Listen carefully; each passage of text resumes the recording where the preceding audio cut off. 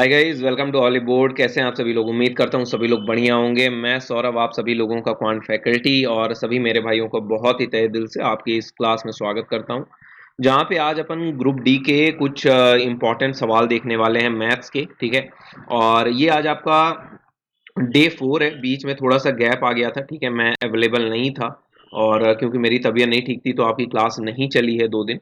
ठीक है, और ये क्लास मैं डाल रहा हूँ यहाँ से, तो आप सभी लोग ये सारे सवाल करिए, काफ़ी इंपॉर्टेंट क्वेश्चंस हैं। तो अपन आरआरबी ग्रुप डी का जो आपका आगे एग्जाम आने वाला है जुलाई लास्ट में, और जो आपका अगस्त और सितंबर तक चलेगा, तो उसके लिए कुछ यहाँ पे संभावित प्रश्न अपन करने वाले हैं। ठीक है, चलिए शुरू करते हैं।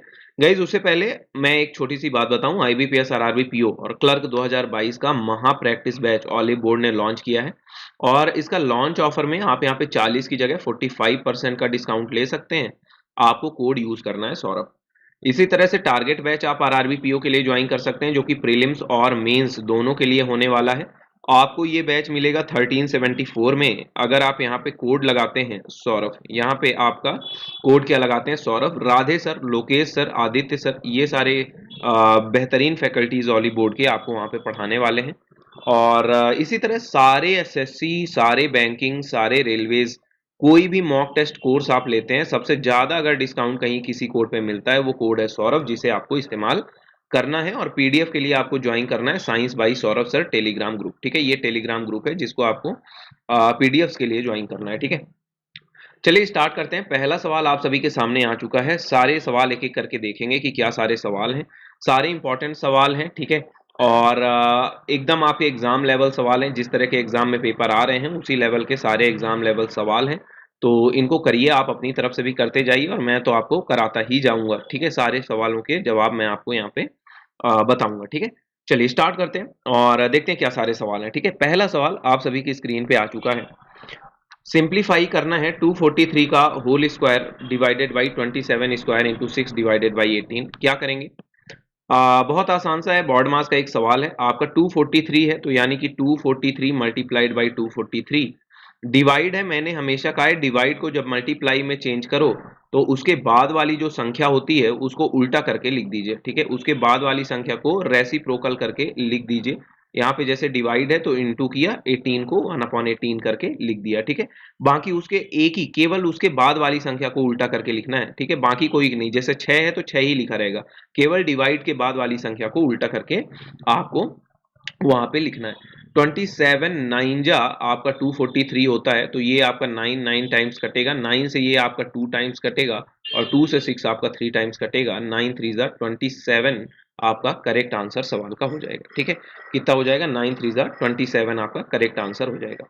उसी तरफ देखिए, अगला सवाल है find the highest common factor of 2349 2835 and 3078। ठीक है, आपको यहाँ पे हाइजेस्ट कॉमन फैक्टर यानी महत्तम समापवर्तक बताना है।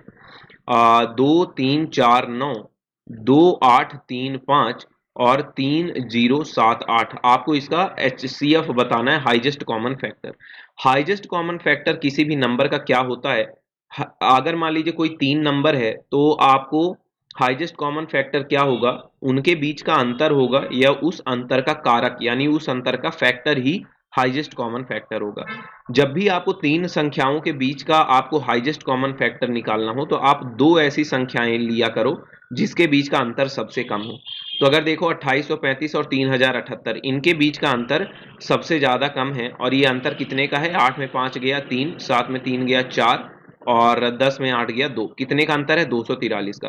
अगर आप यहाँ पे देखोगे तो अंतर ज्यादा है, यहाँ पे देखोगे अंतर ज्यादा है, तो यहाँ पे आपका जो हाईएस्ट कॉमन फैक्टर होगा वो इसी के अंदर होगा। 243 के अंदर ही हाईएस्ट कॉमन फैक्टर आपका छुपा हुआ होगा। किन्हीं भी 3 नंबरों में 2 नंबर ऐसे लो जिनके बीच का अंतर सबसे कम है, क्योंकि हाईएस्ट कॉमन फैक्टर क्या होता है? अंतर होता है ना? अंतर होता है या अंतर का कारक होता है। तो अगर अंतर सबसे कम 243 है ना, 200 कम, सबसे कम 43 है, तो यही आपका हाईएस्ट कॉमन फैक्टर हो सकता है, उससे ज्यादा बड़ी संख्या नहीं हो सकती। ठीक है, अब 243 को भी देखो तो 243 तो आपका नहीं काटता है यहाँ पे। ठीक है, 243 जो अंतर है वो सबको नहीं काटता, तो यहाँ पे 243 को आप 81 × 3 भी लिख सकते हो, 81 × 3। और अगर आप ध्यान से देखो तो 81 से सारे नंबर कटते हैं। अगर आप ध्यान से देखेंगे तो 81 आपका ऐसा नंबर है जो कि तीनों के तीनों नंबर को काटता है। तो आंसर क्या हो जाएगा? C option. आंसर क्या होगा आपका?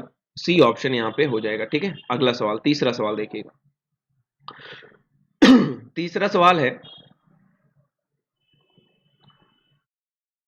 find the distance between two parallel sides of a non-parallelogram if the area of non-parallelogram is 150 square meters and the length of two parallel sides are 10 meter and 15 centimeter respectively। ठीक है, सवाल अच्छा है।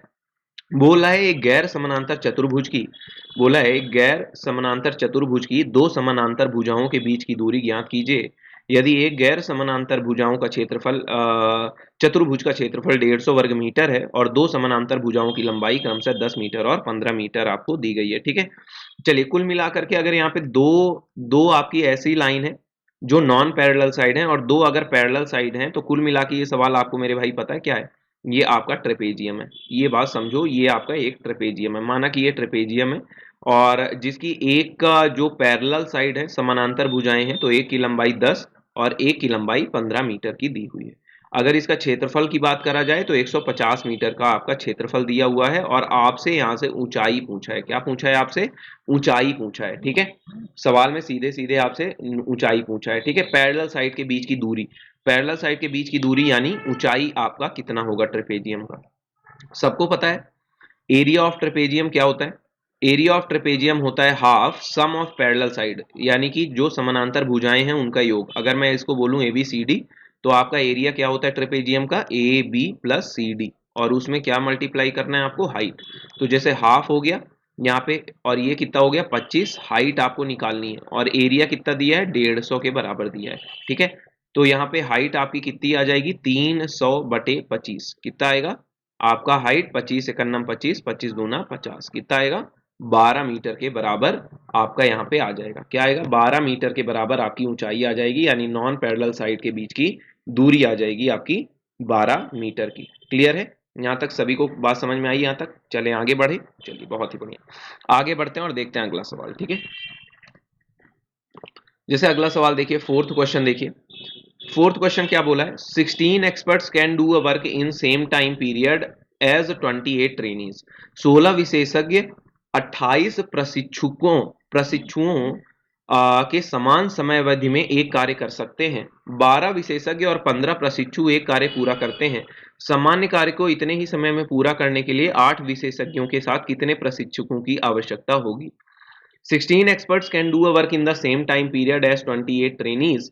12 experts and 15 trainees complete a piece of work. How many trainees along with 8 experts will be required to complete the same work in this same time? ठीक है, आपको ये बताना है। देखो, 16 एक्सपर्ट किसी काम को जितने समय में कर सकते हैं उतने देर में 28 ट्रेनीज करते हैं।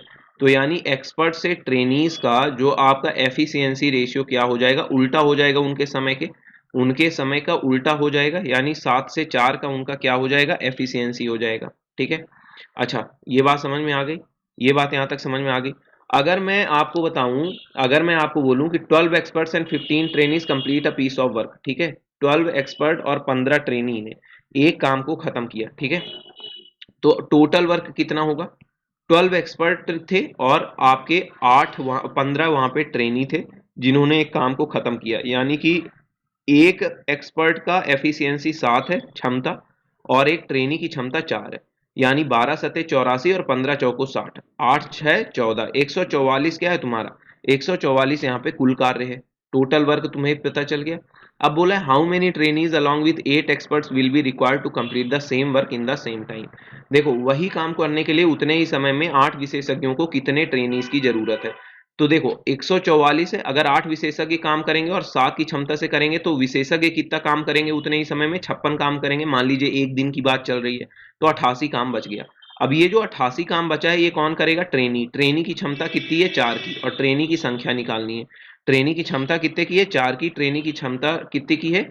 एक ट्रेनी की 4 की, और 88 काम 4 की क्षमता से कितने ट्रेनी करेंगे एक दिन में? 22 ट्रेनी करेंगे। तो आंसर क्या हो जाएगा? 22, यानी 8 एक्सपर्ट्स को 22 ट्रेनी की आवश्यकता वहां पे होने वाली है। ठीक है, 8 ट्रेनीज को 8 एक्सपर्ट्स को 22 ट्रेनीज की वहां पे आवश्यकता होने वाली है किसी भी काम को खत्म करने के लिए। क्लियर है यहाँ तक? चलें आगे बढ़ा जाए। चलिए अगले सवाल में चलते हैं। बोला the product of two numbers is 120, दो संख्याओं का आपको प्रोडक्ट दिया हुआ था 120, और बोला था सम ऑफ देयर स्क्वायर्स यानी A square plus B square की वैल्यू 289 के बराबर दिया था। The sum of those number, उन दोनों संख्याओं का योग आपसे पूछा है। देखो a प्लस बी का आपका अगर मैं होल स्क्वायर करूं तो ये कितना आता है, A square plus B square plus 2ab आता है, सभी को पता है। ये आपका 289 दिया हुआ है और ए बी की वैल्यू 120 यानी ये 240 हो जाएगा, यानी कि यहाँ पे आप करोगे तो कितना आएगा 529, और ये किसके बराबर हो जाएगा, ए प्लस बी का होल स्क्वायर। तो यहाँ से ए प्लस बी की वैल्यू कितनी आ जाएगी तुम्हारी 23 के बराबर, कितनी आ जाएगी आंसर 23 के बराबर आंसर आ जाएगा। ए ऑप्शन तुम्हारा आंसर हो जाएगा। सवाल में कुछ और करना था क्या, नहीं करना था। चलो आगे बढ़ो, आसान आसान से सवाल आते हैं पेपर में, है ना, ऐसे ही आसान आसान से इजी इजी से सवाल आएंगे। चलो अगला देखो, यहाँ पे देखो ये सिंपल सा आपका सवाल है। यहाँ पे थीटा का मान ज्ञात करना है। अब देखो यहाँ पे साइन स्क्वायर थीटा और कॉस स्क्वायर थीटा है, तो ये तो तुम्हारा एक हो गया, ये पूरा कितना हो गया मिला के एक हो गया, तो इधर तो एक बन गया। अब साइन 15 से कॉस 75 कटेगा, कॉस 65 से साइन 25 कटेगा, तो यहाँ पे भी एक आएगा, यहाँ पे भी एक आएगा, क्योंकि कॉस 65 को आप क्या लिख सकते हो, साइन 25 लिख सकते हो। इसी तरह साइन 15 को क्या लिख सकते हो आप, कॉस 75 लिख सकते हो। तो ये आपस में कट गए, और ये किसके बराबर है, √3 टेन थीटा के बराबर है। तो यानी कि इधर पे 3 और √3 भेज दो, तो ये हो जाएगा टेन थीटा। यहाँ से टेन थीटा का मान कितना आएगा, टेन थीटा का मान तुम्हारा √3 आएगा, यानी कि आपका थीटा का मान क्या रहा होगा 60 डिग्री। थीटा का मान क्या रहा होगा 60 डिग्री, आपका करेक्ट आंसर हो जाएगा। कितना रहा होगा थीटा का मान 60 डिग्री।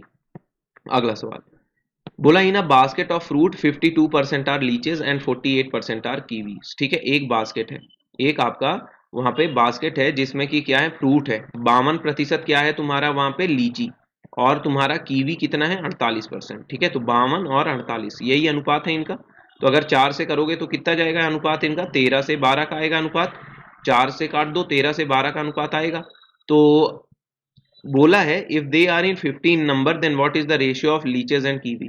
भाई इससे कोई मतलब ही नहीं है कि वो कितनी संख्या में है। अगर 52% लीची है और 48% कीवी है, तो वही जो उनके बीच का प्रतिशत का अनुपात आएगा ना, जैसे 52% लीची था 48%, तो जो उनके प्रतिशत का अनुपात आएगा वही उनके संख्याओं का अनुपात होगा। ठीक है, इससे नहीं मतलब है कि वहां पे आपकी लीची कितने कीवी कितने, अनुपात उनका 13 से 12 का ही रहने वाला है। ठीक है, अनुपात हमेशा 13 से 12 का रहेगा।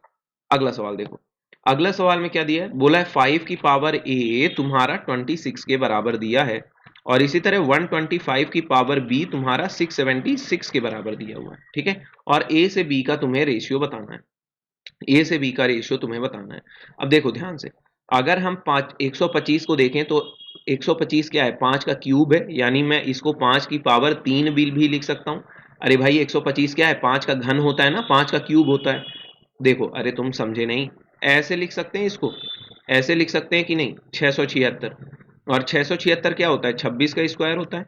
ठीक है, अच्छा ये देखो 3 और बी है तो ये तो गुणा हो जाएगा, तो ये 5 की पावर 3 भी हो जाएगा। 26 की जगह मैं 5 की पावर ए लिख सकता हूँ और इसका होल स्क्वायर है, यानी ये 5 की पावर 2a हो जाएगा, ये 5 की पावर 3b हो जाएगा। यानी कि यहाँ से 3b बराबर 2a होना चाहिए, क्योंकि दोनों 5 की पावर हैं और दोनों बराबर हैं। तो यानी कि यहाँ से ए से बी का अनुपात कितना आएगा, 2 से 3 का आएगा। ए से बी का अनुपात कितना आएगा तुम्हारा, ए से बी का 3 से 2 का आएगा, सॉरी 3 से 2 का अनुपात तुम्हारा आएगा, 3 से 2 का अनुपात आ जाएगा। ठीक है, तो ए से बी का क्या आएगा, 3 से 2 का अनुपात। ठीक है, कुछ नहीं करना था, बस इसका इस्तेमाल करना था, इसमें आपको पुट करना था। 125 को 5 का क्यूब लिख सकते हैं और 676 को 26 का स्क्वायर। ठीक है, सारी वैल्यू रखोगे आंसर आ जाएगा। अगला सवाल, Lm and xy are two chords of a circle which are produced to a point P. देखो if PM, PL and PX is 10, 24 and 30 centimetre then what is the length of PY। आसान सा सवाल है। ठीक है, circle का सवाल है। एक मान लीजिए वृत्त दिया हुआ है, एक आपका सर्कल दिया हुआ है। ठीक है, ये देखिए सर्कल, बोला है Lm and xy, Lm and xy are two chords of a circle which are produced to point P। तो देखो ये हो गया आपका Lm, L एम, और ये कहां तक किया गया है, पी पॉइंट तक प्रोड्यूस किया गया है। इसी तरह एक और कॉर्ड है जिसे भी पी पॉइंट तक प्रोड्यूस किया गया है, वो है कॉर्ड एक्स और वाई। दोनों बाहर कहां मिल रहे हैं सर्कल में, पॉइंट पी पे। फिर पीएम की लंबाई तुम्हारी 10 सेंटीमीटर। ठीक है, पीएल पूरी पूरी लंबाई 24, तो ये वाली कितनी हो जाएगी 12, और पीएक्स पूरा ये वाली लंबाई तुम्हारी 30 सेंटीमीटर की दी हुई है, ये पूरी लंबाई 30 सेंटीमीटर की दी है। तुमसे ये वाली लंबाई पी वाई की लंबाई पूछा है। देखो सिंपल सा सवाल है, अगर कभी भी ये हो ना तो ये सीकेंट लाइन होती है। अगर पीएल और पीएक्स को देखें ना तो ये सीकेंट कहलाती है, सीकेंट लाइन। और इसका एक आपका रूल चलता है, क्या चलता है कि पीएम, आपका इसका एक फॉर्मूला चलता है, क्या चलता है, पीएम इंटू पीएल, ठीक है, छोटी वाली लंबाई पीएम इंटू बड़ी वाली लंबाई पीएल, ये बराबर होगा P Y into P X के, ठीक है। तो देखो पीएम कितना है तुम्हारा 10, पीएल कितना है तुम्हारा पूरा 32, सॉरी सॉरी माफ करिएगा, ये आपका 14 हो जाएगा ना, 24 होगा ना, पीएल पीएल की पूरी लंबाई 24 दी हुई है, पीएल की पूरी लंबाई तुम्हारी 24 दी हुई है, और पी वाई तुम्हें निकालना है, और पी एक्स की लंबाई 30 है। तो एक्स का मान कितना आ जाएगा, 8 सेंटीमीटर। एक्स का मान यहाँ से कितना आएगा, 8 सेंटीमीटर आएगा। 10 से इसको काट दो, 10 से 30 कटेगा तुम्हारा 3 बार, और 3 से 24 कटेगा 8 बार, कितना आएगा, 8 सेंटीमीटर। क्लियर है, यहां तक समझ में आ गया। चलो देखो अगला सवाल देखो, in the given figure angle A B C, ये तुम्हें 20 डिग्री दिया है, एंगल ई डी और बी 70 डिग्री दिया है, तुम्हें एंगल डी ए ई ये वाला एंगल बताना है, ये वाले एंगल का मेजरमेंट बताना है। देखो बहुत आसान सा सवाल है, इतना जितना फिगर दिख रहा है इतना ये डरावना सवाल ही नहीं है, जितना बड़ा ये फिगर दिख रहा है ना इतना ये डरावना सवाल ही नहीं है आपका, ठीक है। चलिए तो यहाँ पे देखते हैं, और इसको सवाल को कैसे करना है वो भी अपन देखते हैं। देखो अगर देखो तो बी सी ई डी को अगर देखो तो बी सी ई डी क्या है, बी सी ई डी एक साइक्लिक क्वाड्रिलेटरल है, चक्रीय चतुर्भुज है। ये देखो बी सी और ई और डी ये वाला बिंदु देख रहे हो, तो ये साइक्लिक क्वाड्रिलेटरल है। साइक्लिक क्वाड्रिलेटरल में आमने सामने की भुजाओं का योग 180 डिग्री, आमने सामने के कोण का योग 180 डिग्री होना चाहिए। तो अगर ये एंगल डी 70 है तो एंगल सी 110 हो जाएगा। अब देखो ये वाला ट्रायंगल, ट्रायंगल ए बी और सी वाला ट्रायंगल देखो, ठीक है, बड़ा वाला, ये बी से ये 110 है, तो ये बचा हुआ एंगल कितना हो जाएगा, 50। बस बात खत्म, कुछ और करना ही नहीं था, ठीक है। आमने सामने के योग angle C plus angle D, ये बस याद रखना है कि 180 डिग्री का होगा, ठीक है। ये ऐसे ऐसे ही angle B plus angle E, एक चक्रीय चतुर्भुज का आमने सामने के जो कोण होते हैं वो 180 डिग्री के बराबर होते हैं, बस उतना ही ध्यान देना था।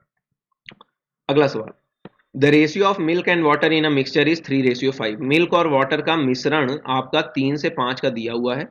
If 15 litre of water is added to the mixture then the ratio becomes 3:7। बोला कि अगर इसमें 15 लीटर पानी मिला दिया जाए तो मिल्क और वाटर का मिश्रण हो जाएगा 3 से 7 का।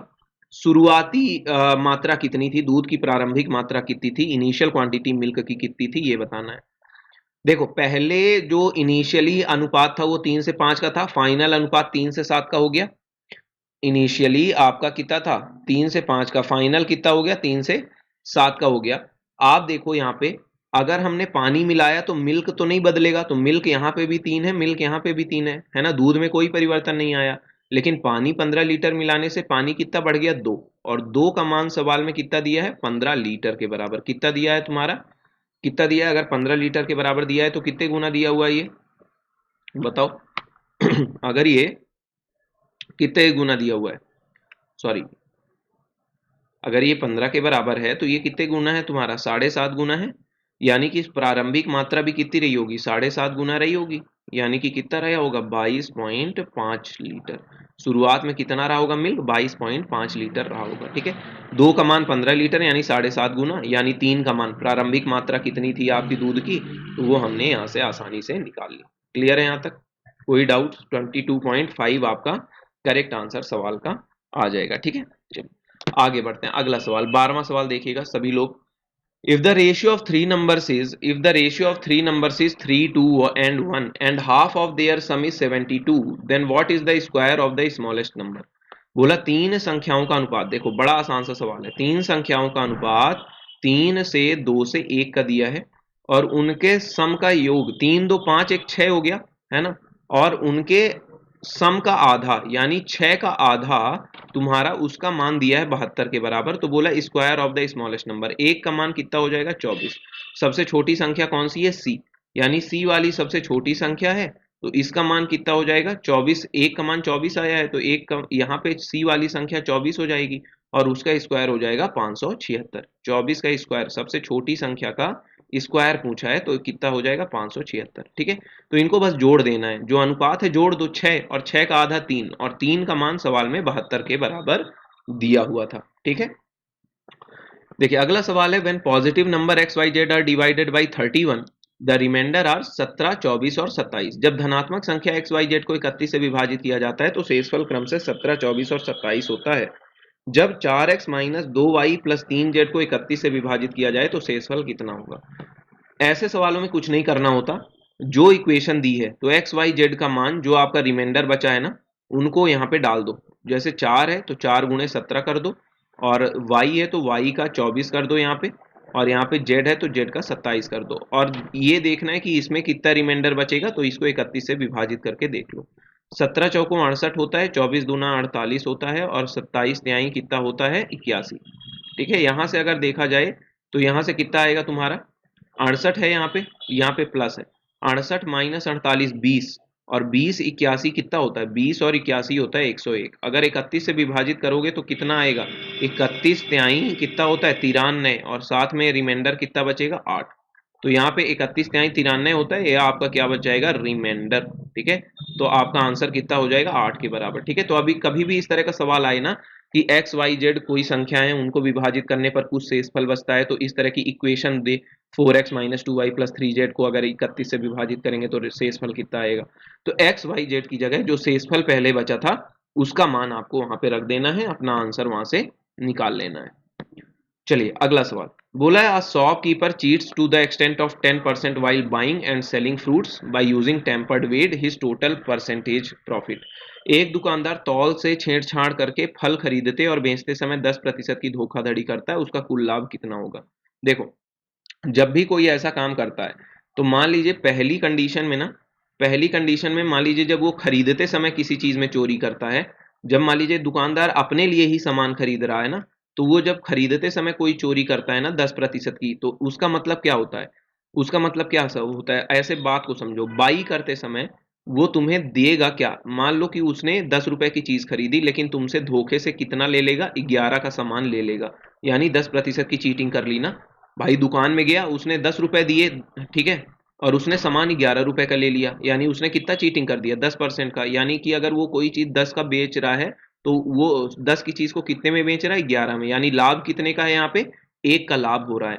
उसी तरह दूसरे कंडीशन में जब वो आपका सेल करेगा, सेल करते समय क्या करेगा, सेल करते समय वो ये करेगा कि 10 रुपए की चीज है ना, तो वो तुम्हें कितना देगा 9 देगा, 10 रुपए की जो चीज है वो 9 में देगा। ठीक है, अरे मतलब आप ऐसे समझो कि सामान तुमने कुछ 10 खरीदा और वो देगा तुम्हें कितना 9 सामान ही देगा, चीटिंग करके कितना कर दिया 10 में चीटिंग कर दिया, वो एक की 10 में वो एक की चीटिंग कर दिया, यानी कि वो 9 की चीज अब 10 में बेच रहा है। पैसा तो आपसे 10 सामान का ले रहा, लेकिन आपको दे कितना रहा है 9 सामान, यानी 9 की चीज वो 10 में बेच रहा है। तो यहाँ से ओवरऑल जो प्रॉफिट होगा वो कितने का होगा 9 से 11 का, यानी 2 का प्रॉफिट 9 में, 2 का प्रॉफिट 9 में, यही होगा उसका प्रॉफिट परसेंटेज। कितना होगा ये, कितना होगा ये तुम्हारा 22.22%। कितना होगा 22.22%, आपका आंसर यहाँ पे हो जाएगा, बी ऑप्शन आपका करेक्ट आंसर हो जाएगा। क्लियर। चलो अगला सवाल देखो, the ratio of monthly income of x and y is 5:4। X और वाई की जो मंथली इनकम है वो 5 से 4 की है, and that of their monthly expenditure is 9:7। ठीक है, तो उनका इनकम कितना है 5 से 4, और उनका एक्सपेंडिचर कितना है तुम्हारा 9 से 7 का, एक्सपेंडिचर कितना है 9 से 7 का। ठीक है, अब बोला है कि if the income of y is equal to expenditure of x, बोला है कि अगर यदि वाई की जो आय है वो एक्स के व्यय के बराबर है तो एक्स और वाई की बचत का अनुपात क्या होगा। ठीक है, ये सवाल आपको बताना है। देखो, वाई की वाई की आय क्या है आपका, एक्स के खपत के बराबर है, एक्सपेंडिचर के, यानी 4 और 9 का मान बराबर होना चाहिए, तो ये कर दो। देखो 4 में कितने का गुणा करो 9 का, और इस वाले में किसका गुणा करो तुम 4 का, 9 चौको 36 होता है ना, बराबर करना है यहाँ पे हमें। तो यहाँ पे ऊपर में 9 का गुणा कर दो, नीचे में 4 का, तो नया अनुपात कितना आएगा 9 पन्नम 45 और 9 चौको 36। यहाँ पे क्या आएगा 9 चौको 36 और यहाँ पे 7 चौको 28। अब देखो जरा एक्स और वाई का नया अनुपात जो इनकम का मिला, तो यहाँ पे वाई की जितनी आय है उतना ही एक्स का एक्सपेंडिचर है। ठीक है, तो यहाँ पे अब एक्स कितना सेव करेगा, एक्स सेव कर रहा है 9 के बराबर, और ये कितना सेव कर रहा है 8 के बराबर, तो इनकी सेविंग का अनुपात कितना हो जाएगा 9 से 8 का। इनकी बचत है ना भाई, जो भी बच गया भाई इनकम में जो भी एक्सपेंडिचर कर दो, यहाँ पे एक्सपेंडिचर घटा दो भाई, खर्च को आय में खर्च को घटा दो, तो तुम्हें क्या मिल जाएगा सेविंग का अनुपात मिल जाएगा, वही इनका सेविंग का रेशियो हो जाएगा। अगला सवाल, Dimple is travelling at a speed of 90 kilometre per hour on a highway while Sachin is traveling at the speed of 108 kilometre per hour. What is the difference in their speeds in the meter per second? Dimple एक राजमार्ग पर 90 kilometre प्रति घंटा की गति से यात्रा कर रही है ना, जबकि सचिन 108 किलोमीटर प्रति घंटा की गति से यात्रा कर रहा है। मीटर प्रति सेकंड में उनकी गति का अंतर क्या होगा? भाई 108 से सचिन कर रहा है और डिम्पल कर रही है 90 से, अंतर है 18 का, लेकिन 18 का अंतर 18 किलोमीटर पर आवर में है, और 18 किलोमीटर पर आवर को मीटर पर सेकंड में बदलने के लिए 5/18 से हम गुणा कर देते हैं, आंसर आएगा 5 मीटर पर सेकंड। कितना आएगा? 5 मीटर पर सेकंड आ जाएगा। अगला सवाल बोला है 5.6 times of A is equal to 3.6 times of B, ठीक है, एंड ये दिया है 4.2 टाइम्स ऑफ सी, ये दिया हुआ है सवाल में। बोला है कि यदि ए का 5.6 गुना, बी के 3.6 गुना और सी के 4.2 गुना के बराबर हैं, तो ए बी सी का अनुपात बताइए। तो यहां से आपको ये इक्वेशन मिल गई, यहां से आपको ये इक्वेशन यहां से मिल गई कि नहीं? देखो अब यहां से ए से बी का अनुपात अगर देखो तो यहां से कितने का आएगा? 36 से 56 का आएगा, और उसी तरह बी से सी का अनुपात देखो तो 42 से 36 का आएगा। ठीक है, क्लियर है यहां तक? देखो अगर मैं 4 से काट दूं तो ये कितना कटेगा तुम्हारा? 4 से अगर काटूं तो ये कटेगा 4 9 36, और 4 एक अन्नम 4 चौको 16। इसी तरह अगर मैं इसको देखूं तो ये भी कटेगा क्या तुम्हारा? अगर हम इसे देखें तो यहाँ पे देखो ए से बी का अनुपात यहाँ से कितने क्या है? 9 से 14 का। अगर आप देखो ना तो ए से बी का एक ही ऑप्शन है जहाँ पे 9 से 14 का अनुपात है। आप ऐसे भी देख लो, ऑप्शन भी देख लो, ए से बी से सी का अनुपात आपको निकालना है ना, तो ए का बी का अनुपात अगर 9 से 14 का है ना, तो सारे ऑप्शन में ए से बी का जो ऑप्शन सही होगा ना, उसमें ए से बी का अनुपात हमेशा बराबर रहेगा। अगर ए से बी का अनुपात यहाँ 9 से 14 है तो ऑप्शन में भी 9 से 14 होना चाहिए, है ना, या 18 से 28 का होना चाहिए, मतलब उसी प्रपोर्शन में बढ़ना चाहिए ताकि रेशियो हमेशा बराबर बना रहे। तो एक ही ऑप्शन ऐसा है जहां पे रेशियो ए से बी का बराबर बना है 9 से 14 का, बाकी कहीं पे रेशियो आपका बराबर नहीं बना हुआ है। ठीक है, तो आगे करने की जरूरत ही नहीं है, सवाल वहीं पे खत्म हो गया। चलिए अगला पढ़ते हैं और एक सिंप्लीफिकेशन का और सवाल करते हैं। 18वां सवाल देखिए, अगर आप देखो तो यहाँ पे 2.2 लिखा है, मल्टीप्लाइड में 0.2 लिखा है, फिर डिवाइडेड बाई है 0.4 मल्टीप्लाइड बाई 2, ये कितना हो जाएगा? 0.2। तो यहाँ पे कितना आएगा? 0.2। अब माइनस, देखो यहाँ पे 2 है तो यहाँ पे 1/2 कर दो, 4। अब अंदर देखो क्या है?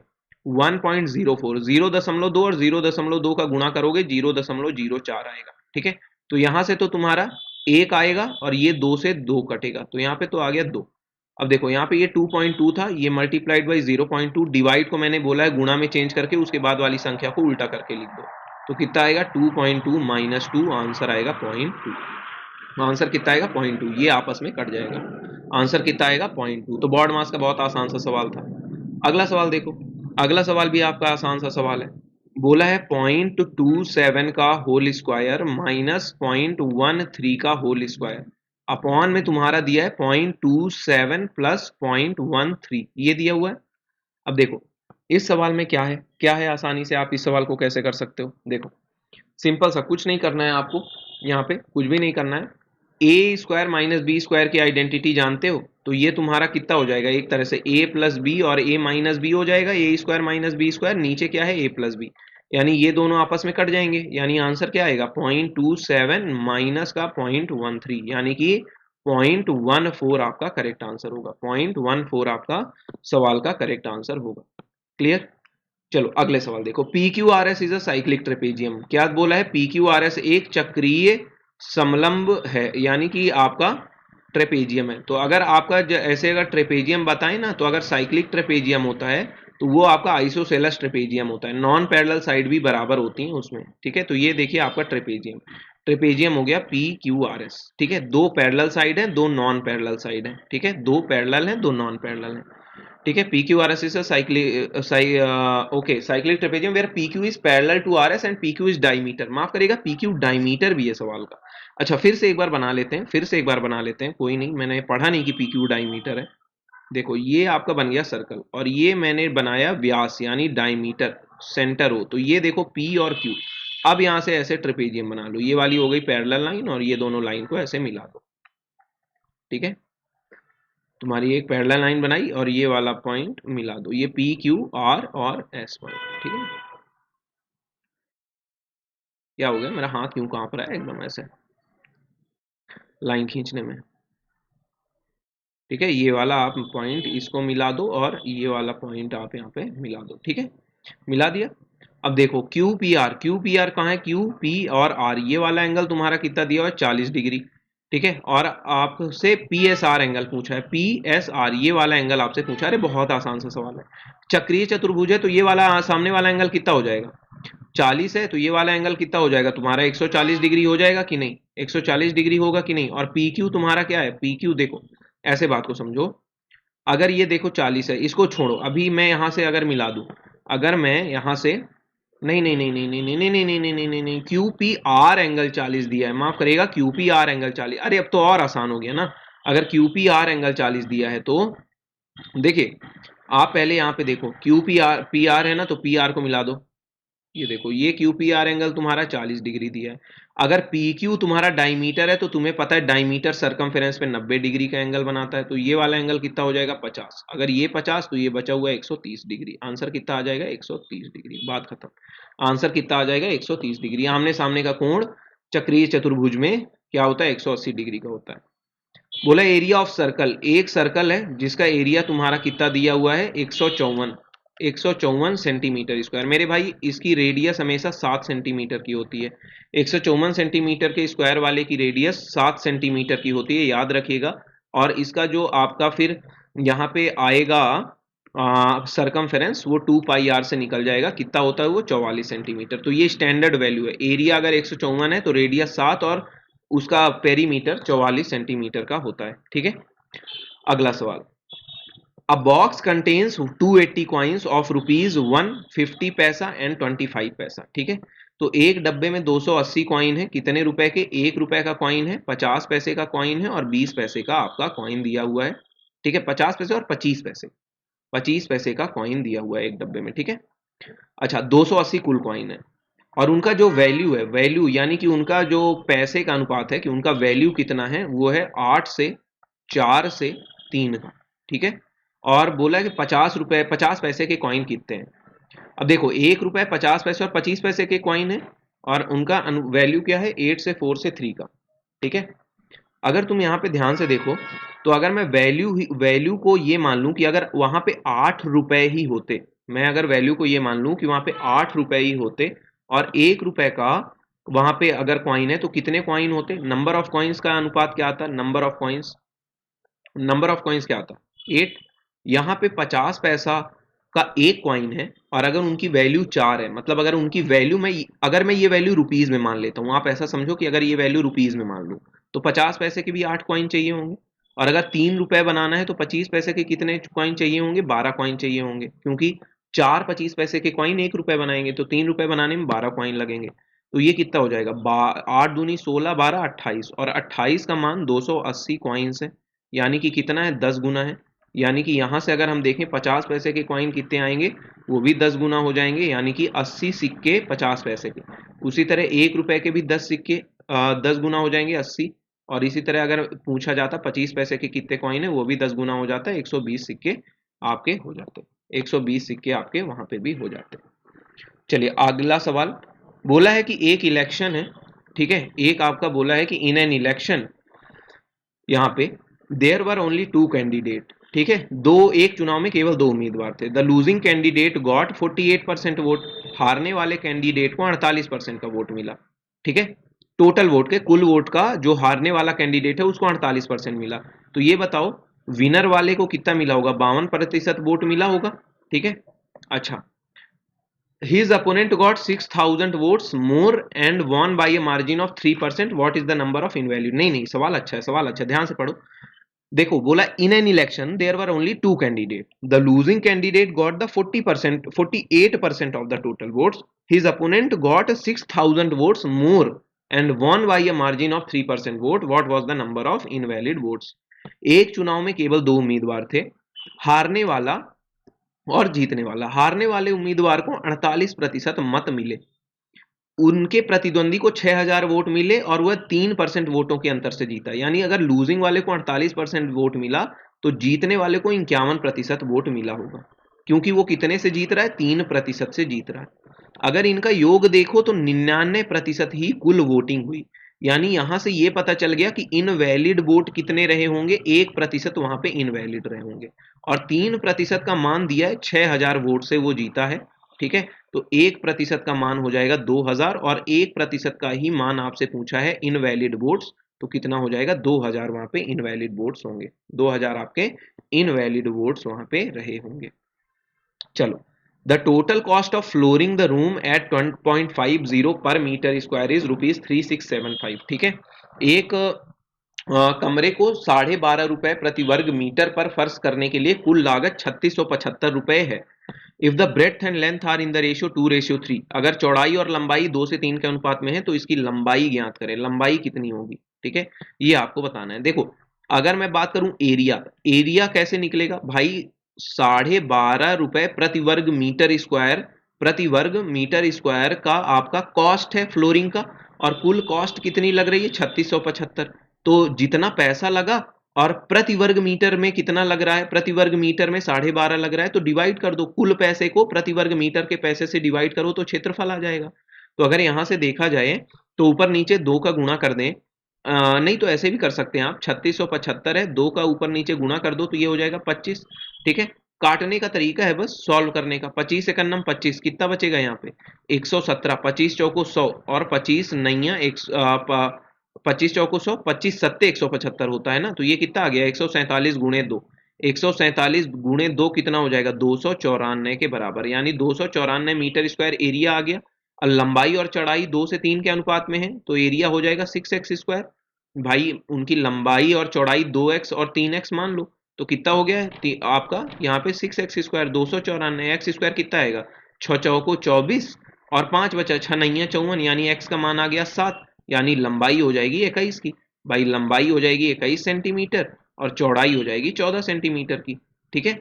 तो आपका जो फ्लोर है उसकी लंबाई हो गई 21, चौड़ाई पूछता तो 14 हो जाती। अगला सवाल, आखिरी सवाल, जब 5 आदमी 12 दिनों में एक दीवार का निर्माण कर सकते हैं तो 10 दिनों में मूल दीवार से 50% अधिक दीवार बनाने के लिए आवश्यक पुरुष की संख्या। बोला है 5 पुरुष किसी काम को 12 दिनों में कर सकते हैं, ठीक है।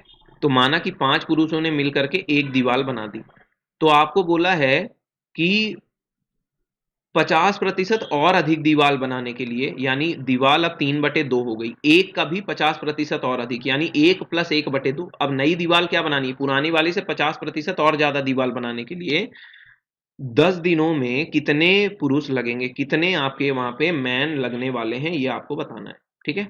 सवाल आसान सा है भाई, ये कितना हो जाएगा, 5m × 12, 2 को ऊपर भेज दो तो ये कितना हो जाएगा 20x, और नीचे आपका 3 है, तो 5 से ये कितने बार जाएगा, 5 चौको 20, 4 से ये 3 बार जाएगा, तो x का मान कितना आ जाएगा 9m, कितना आएगा 9m, यानी 9 पुरुष लगने वाले हैं। कितने लगेंगे, 9 पुरुष।